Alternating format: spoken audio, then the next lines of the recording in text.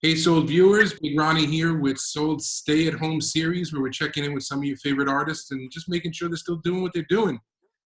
Today, we are with one of my favorite artists working today, one of my favorite people walking the streets, actually, Jeff Henriquez. What's up, boy? How you doing, brother? Good to see you. Thank you very much for taking some time with us today.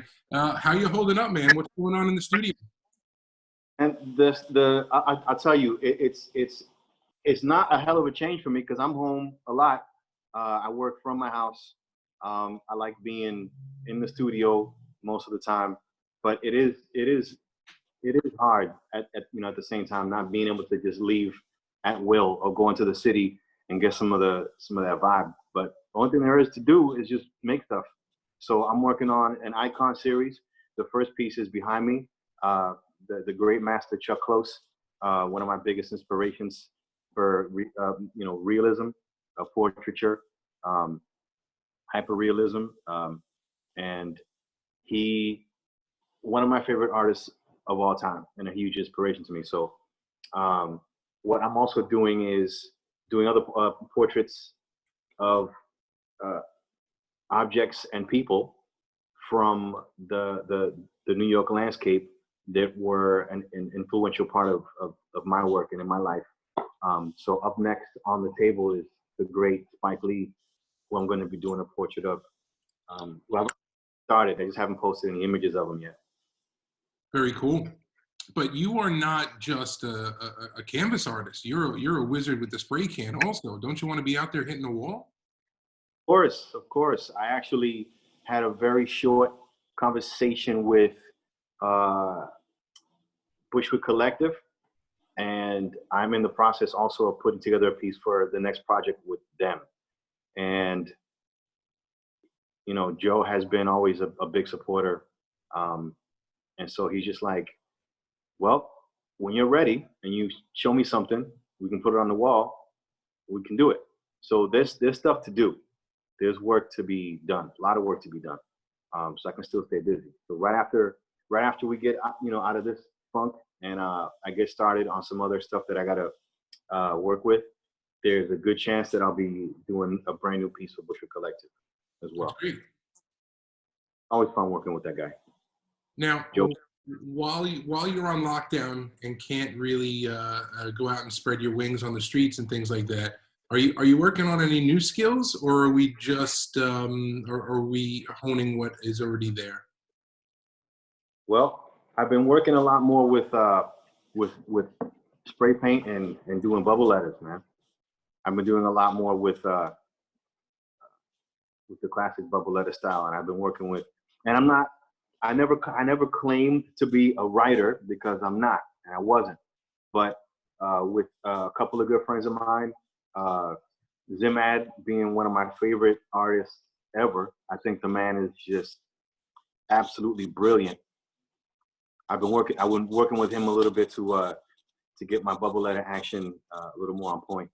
So he's been helping me with making it look cool, making stuff look cool. And then so what I've done is I started working on big canvases with those letters being part of the background, a little bit cleaner than say Chuck behind me.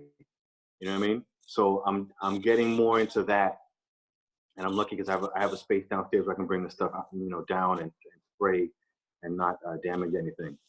But yeah, with colors in black and white, that's the new piece that I'm experimenting with as far as that goes.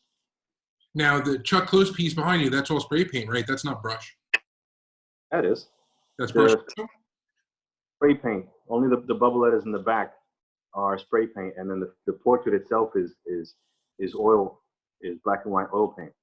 It's on a video that I posted when I was working on it. Got it. Now, yeah, with all of your history of painting and the time you've been a working artist, what's one thing you miss right now that you can't get out to do? What's the one itch you want to scratch? I want to go to a nice restaurant and sit down and have a nice meal. That will be the first thing I want to do. Go to a nice place and just eat something delicious. The second would be to go to a show and see some of my homeboys and homegirls doing what they do and shining, all of that. And the other would just be to get on a freaking wall and put something up. You know what I mean? As a matter of fact, there's projects. I was working on a project in Wisconsin. The folks in Wisconsin, these wonderful people in Wisconsin, had hired me to design the interior for their brand new restaurant. And I was set to go out there May 1st to begin execution of the design and the murals. So we're talking furniture, decor pieces, and then murals for their walls. So it was an entire top to bottom project that we still have going on. It's just on indefinite delay now. But that project on the table, oh man, it's coming out really dope. So we just have to wait until everything sort of generates itself back up so I can jump back on it. But that's going to be, when it's done, that's going to be a spectacular portfolio piece for me, because we've got that. I've designed the bar, I've designed the seating, even the wainscoting on the lower half of the walls, everything. I was going to have my hand in everything. So we're still waiting to do that. And in the meantime, we're going to wait for this whole mess to settle, and then we're just going to get back out in the street and put murals up. I have people just waiting for me to hit up some of their walls. You know what I mean? Now, a lot of people don't know, but you have some deep skills. You have indoor, outdoor, not just on canvas. You have a lot of experience working for restaurants. Yeah, I think I've been doing jobs for, well, my first mural I was 15. It was for a military recruiter's office. And then I was designing flyers when I was like 16. And it's funny because they had no apps, they had no design programs, there was no, you had to draw everything with a pencil and an eraser and draw it repeatedly. And you had to color it in with marker. So I was doing work like that since before all the technology was part of it. And then I started doing murals in my high school. And let's see, I did like 2 or 3 murals in my high school while I was there. And went to school after that. And it wasn't until about 6 years ago, that 5 or 6 years ago, that the murals actually started to pay all the bills. So even though I've been doing it for like 25, 30 years, right? It still took a really long time to find my spot in the industry where I could be independent and only rely on that. But it's been, I think 2003, I did a job on the outside of a Mexican restaurant in Melrose, Massachusetts. I went back a few years later and did the interior of that restaurant as well. I did, let's see, I did work for them. And then it was going back and forth from teaching and then teaching art, and then, graduate school, and then figuring out where do I fit where I'm happy. And then where do I fit where I can do the artwork and then still, get paid. So there was always that bit where I had to find where I fit in. And living in Massachusetts is extremely difficult because there wasn't a huge market for that over there like that. You know what I mean? Then you just keep pursuing it. But I was always doing sign painting. So sign painting was like the bread and butter stuff. The client would say, I need this, and they present me with their logo. And that was the first foot in the door. That was the easiest stuff to get into because that's what I studied in high school. So since about 16, 17, I've been sign painting. So I've been a sign painter for about 30 years, sign painting. So having and then house painting. So then having the skill of just putting product on the wall via brush, via spray paint, via stencil was something to just keep me busy with that. Now, now, Jeff, you've been and worked and survived through a couple of different economic downturns over the years, from 2000, 2007, stuff like that.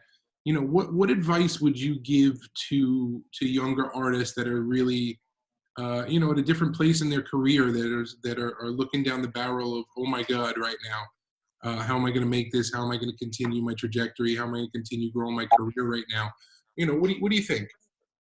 I would tell any younger artist, first of all, continue making stuff. Keep making stuff. Keep drawing in your sketchbook. Okay. Uh, if there's work available, take it.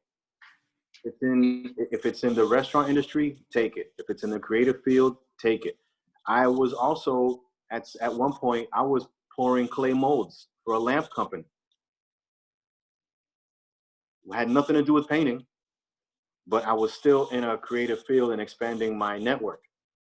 So whether it was painting or teaching about painting or something creative, if something presented itself, I jumped on it.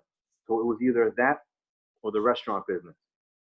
And the reason the restaurant business was great because you can take cash money home that day, and you could eat.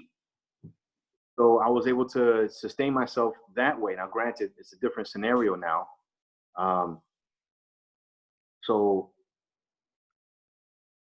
saving money is the critical bit right here, because like everybody else, the jobs have been paused. So how do you pay bills, right? You got your little stimulus check, right? Doesn't go very far for anybody. It's not gonna go too far for anybody. I imagine in 1 month, unless you have a roommate, that check is gonna be gone. And we're still gonna be frozen in time, not knowing what's going on with the situation. But I recommend for everybody to continue building upon your portfolio and keep adding to your stock and artwork. So as long as you're home, paint, draw, sculpt, sketch, whatever it is that you do, make more stuff. Because when things are working, what happens is you have your income and you focus on that, right? So sometimes the studio production slows down, but you're bringing in your income, which is an uptick. So you're going to follow obviously where the income is at, right? So unless that is part of like your mode of operations, where you have a heavy clientele base where you can sell like prints, like Adam Fu right now.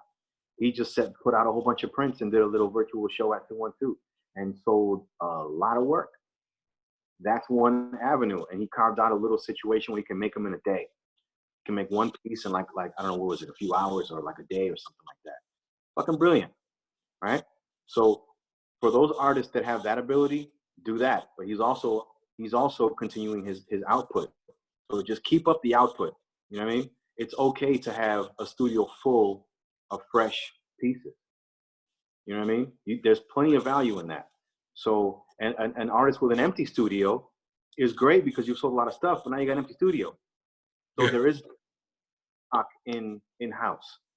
So I would say keep building up your in-house stock. Absolutely. Now, Jeff, I don't talk to you about this very often. It's just because I usually don't nose into this area of people's lives, but now we have a camera on us. Why not? What did your military background and experience teach you about dealing with a situation like today? Anything? Well, the Marines taught me that whatever you're going through, it could be worse. The discipline, the drive to work. In other words, don't get lazy. That is probably the most expensive problem that we have, is that we get comfortable, we get a little bit lazy. We don't want to do as much work. We don't want to do all the work. that's an extremely dangerous mental place to get to. And just having the discipline to get up and handle your business, whether you want to do it or whether you don't want to do it, the value in doing it when you don't feel like it is huge. So it's like, it's easy to get up and do something that you can't wait to get your hands on. Everybody can do that. The trick is when you feel like hell and you're fatigued and you're tired and you're annoyed and you're hungry or whatever the case is, putting in your time and effort during those moments is where the value is. It's like your failures are your most valuable periods in life. You don't need to be set up for success. If success comes, you're going to enjoy it and you'll be happy and it's going to be great. But when you fail and you don't know how to recover from a failure, that's where it can be really costly. Now, when I was building businesses, I tried to learn from as many different areas as I could, and I read a bunch of military books and written by generals and stuff like that, in specific situations or general. My favorite thing that they ever taught me was the only easy day was yesterday. Yeah. Today is going to be hell. Get ready, and maybe if you're lucky enough to fall asleep alive tonight, you get to do it again tomorrow. That's business. Every day, and every artist is a small business, and I wish I wish more artists had that mindset that it's just ultimate necessity just to make the product sellable so you can eat. I understand that is tough, but are so critical. There was a point where I was living in Red Hook at my friend's studio. I was sleeping on the floor on like a mat. There was no shower. There was no kitchen. I was bathing on the roof with a hot pot.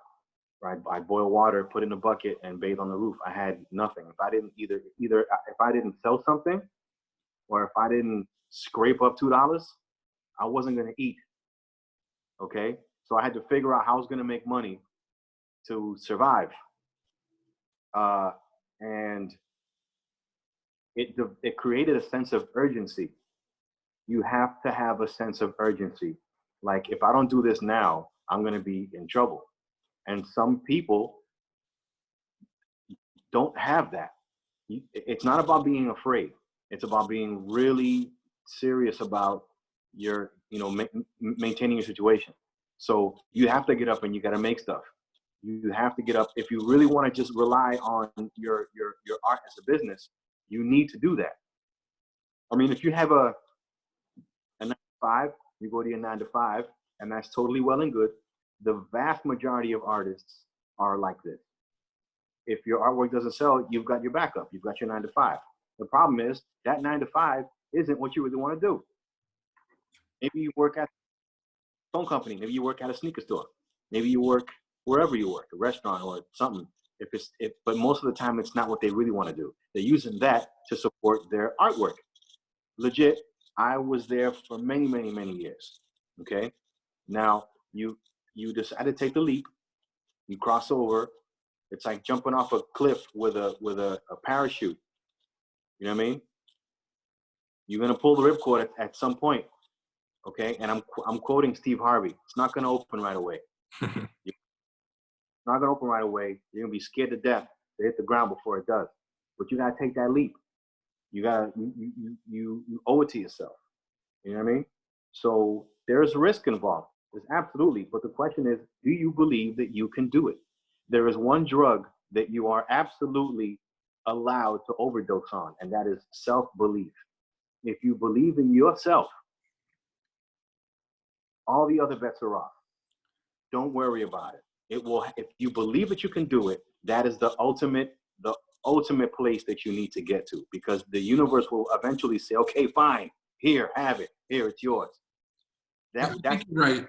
I think it's times like this that it matters. I used to tell my clients that when you're an entrepreneur, you have to hate your boss, and you're your boss, and you have to be harder on you than anyone else will, because they're all going to be assholes to you. And if you're not harder on you than anyone else, you're not going to survive. The other part of that is seeking out criticism. it's okay for someone to say, yeah, that's great, that's dope, that's awesome, that's nice. It feels good to hear that, sure, especially when it comes from somebody that you really respect, or who you know doesn't just say those things or doesn't dish out compliments like that. What's helped me also, not just being critical of myself, because you can cross over into just beating yourself up, which doesn't necessarily help. What you want to do is seek out the criticism, seek out what people don't like about your work. That's information that you can either choose to use or choose not to use. It's information, right? A compliment is just a compliment. They all go in the same box, right? But a critique of something is when someone is actually giving me a perspective on the technical aspect of the work itself, where I can use the information. I can choose to say, okay, well, maybe they're right about what they said about the composition. Maybe I can utilize that for another project that doesn't really go with this application. So I think that if you're you got to have high expectations of yourself. Mm-hmm. You have to believe in yourself. You have to have high expectations for yourself, and you have to seek out the criticism. If you don't seek out the criticism, you're just going to have people patting you on the back, and oftentimes you don't know even if it's genuine or not. So me and the discipline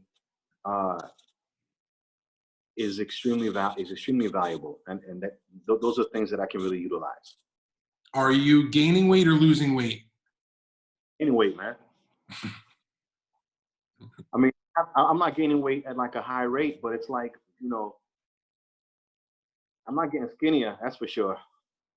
But I need to, I mean, I've stopped smoking. I haven't smoked in like 2.5 months. But it's the sugar intake. I drink too much juice, too many juices, man. I have to stop. Like if I just stop, any Pepsi, any type of soda, any type of juice, even OJ, anything like that. If I leave that alone, it's 10 pounds right there. Yep. Well, Jeff, that was a quick half hour. I've got to keep them short. What's up? One more time. Yeah. Yeah. So before I let you go, I just want to have you remind everyone where to find your Instagram and your website and things like that. Instagram is Jeff Henriquez art _. Okay. And my website is jeffhenriquez.com. I have to work on some stuff with the website. I have to update it. So it is currently asleep. But all my new stuff is always on Instagram. All the fresh new stuff is on Instagram. Jeff Henriquez art _. Great catching up with you today, brother. It was really nice seeing you. Thank you. Anytime you like, you just let me know. Later.